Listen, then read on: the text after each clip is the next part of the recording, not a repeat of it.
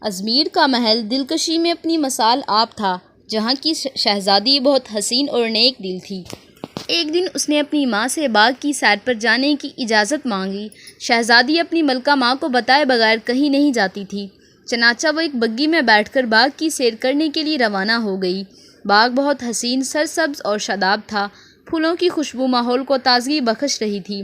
شہزادی باغ کے نظاروں سے لطف اندوز ہو رہی تھی کہ اس نے اپنے قریب کھیلتی ہوئی ایک کم عمر لڑکی کو دیکھا۔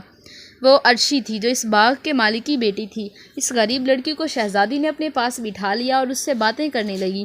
تھوڑی دیر میں وہ دونوں دوست بن چکی تھی۔ یہ دیکھ کر ایک شاہی ملازمہ نے اس سے کہا، آپ ازمیر کی شہزادی ہیں، اس غریب لڑکی سے دوستی کرنا آپ کی شان کے خلاف ہے۔ شہزادی نے کہا، میں جس اللہ کی بندی ہوں، عرشی بھی اس کی بندی ہے۔ اللہ کی نظر میں بادشاہ، غلام اور امیر غریب سب برابر ہیں۔ غرض شہزادی ہر ہفتے باغ کی سیر کو آتی اور عرشی سے بھی ملتی، جس کے ساتھ اس کی دوستی پکی ہو گئی تھی۔ شہزادی عرشی کے لیے تحفے بھی لاتی تھی۔ دونوں سہیلیاں مل کر خوب سیر بھی کرتی اور باتیں بھی کرتی۔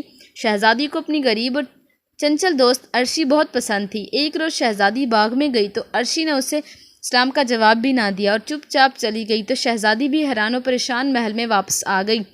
اگلے ہفتے شہزادی باغ میں پہنچی تو عرشی نے اس سے معافی مانگی، لیکن اب شہزادی اس سے ناراض تھی، اس لیے کوئی جواب دیے بغیر ہی چلی گئی۔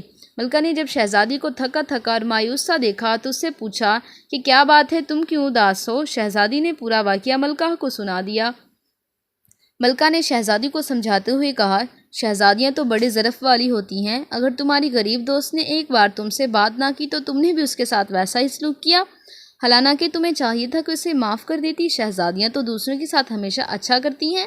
چنانچہ شہزادی اپنی دوست عرشی کے لیے بہت سے تحفے لے کر باغ پہنچی تو پتہ چلا کہ اس باغ کی مالی کو نوکری سے نکال دیا گیا ہے۔ شہزادی بوجھل دل کے ساتھ محل واپس آ گئی۔ ملکہ نے جب شہزادی کی یہ حالت دیکھی تو وجہ پوچھی۔ شہزادی نے بتایا۔